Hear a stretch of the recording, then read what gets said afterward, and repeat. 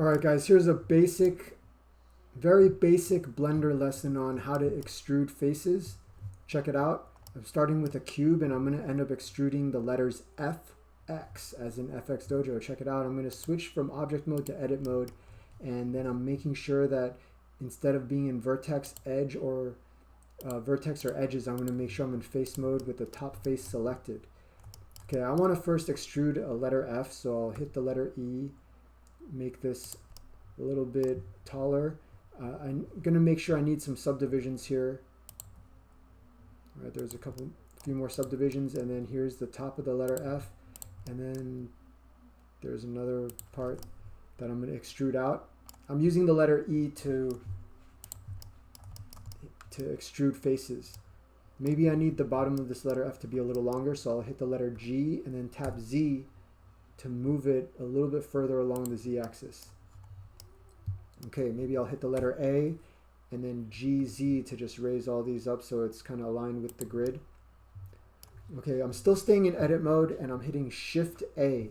Using Shift A is the same as using this add menu, and I'm going to add another cube. So Shift A, add a cube.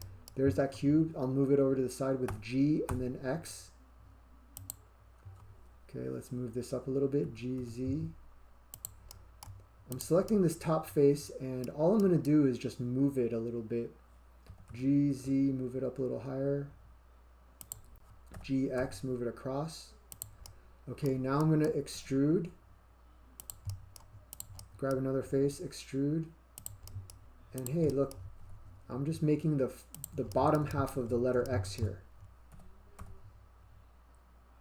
Okay. Now for the top of the letter X, I probably need to, I can't just hit GZ because that's going to end up pulling the other edge up there. So I'm just going to extrude and move it over. Okay. Repeating the same exact process, but hitting GX and moving to the other side. And you can tell this is supposed to be a letter X, but there's something that looks a little bit strange here. You know, these angles don't meet in the center here. Okay, well, one way to fix that is to switch to edge mode. And if I select an edge up here, I can hit GZ and move it down. Then I can select another edge right below it and hit GZ and move that one up. And I really close that gap, and it makes it look like it's coming together.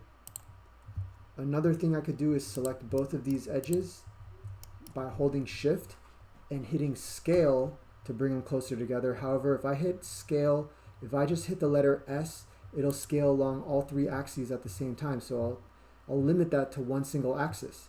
S and then Z. That's another way to bring them really close together. Okay, that's good enough. And maybe I need these edges to move a little bit wider apart to create more thickness. And I'm just using GX for that.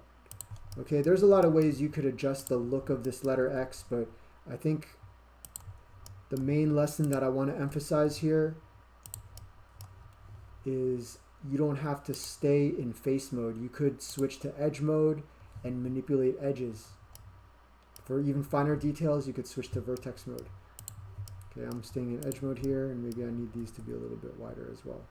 Okay, once I switch back to object mode, I can really take a look at the quality of my letters. Okay, give that a shot, guys.